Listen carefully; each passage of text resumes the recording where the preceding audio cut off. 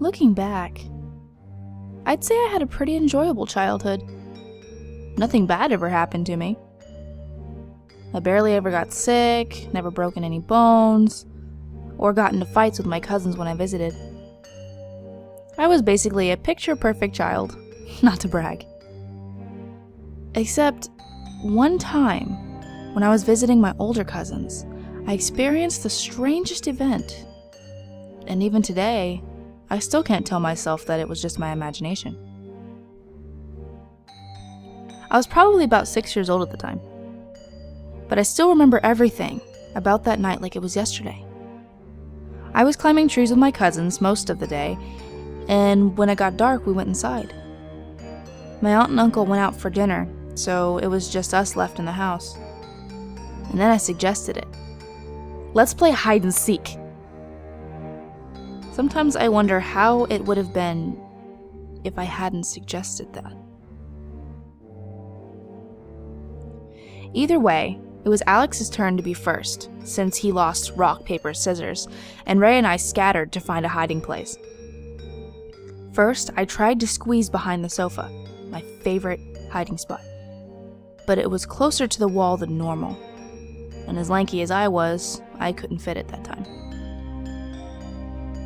Alex was halfway done counting, so as the last resort, I ran into the bedroom and looked around, trying to find any place to hide, obvious or not. Thankfully, the room was quite messy, so I figured that if I hid under the desk, I would blend in enough. Anything was better than being caught without a hiding spot. As I was about to dive under the desk, I noticed my other cousin, Ray, had already beaten me there. I could see some of her long dark hair peeking out from beneath the blanket she was hiding under.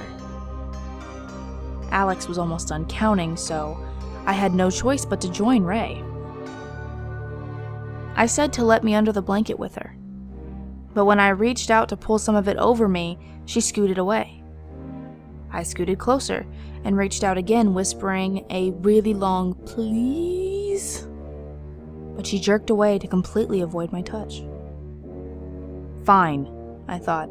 I guess that's fair anyway, since she was here before me. It makes sense for me to be the one to be caught first. I teasingly whispered that I could see her hair anyways, and she rustled around the blanket trying to cover it, not succeeding. When I looked around the room from my hiding spot, I could see that it was definitely a good place, with some boxes blocking the view of the door around the corner. So if someone just gave a quick glance over the room, they wouldn't have seen us. I leaned over and whispered how this was a really good hiding spot. Ray rustled around under the blanket in response. Then suddenly I heard Alex walk into the room. He looked around, checking under the bunk beds right across from the desk. I held my breath. He got up and walked to the closet, checking in there before going back out of the room. I let out a quiet sigh of relief and whispered to Ray how close that was. Ray rustled into the blanket again. From outside the room, I heard both Alex and Ray shout the traditional "Ollie Ollie oxen free!" from the other room. So I started to get up, proud of not having lost hide and seek, and said "come on" to Ray, but she didn't move from under the blanket.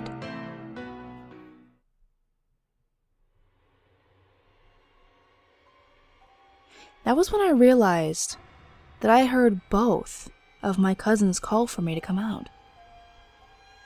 I backtracked in my mind to realize that only 2 of my cousins were home. Panic fell over me as I ran to the other room as fast as I could and saw both of my cousins standing there. I tried to explain to them as fast as I could that someone else was in the room with me, and they, of course, being older, were reluctant to believe me. I tried pulling them to the hiding spot so I could prove it to them, and it took some actual pulling, but I finally got them there. My heart sunk when we looked under the desk. The blanket was completely flat. My cousins laughed at me as I frantically searched the whole room, top to bottom, and scoured the boxes next to the desk for any trace of the figure. Or anything I could have mistaken it for. With no luck. It was gone. And still, many years later, I have no explanation of what it could have been.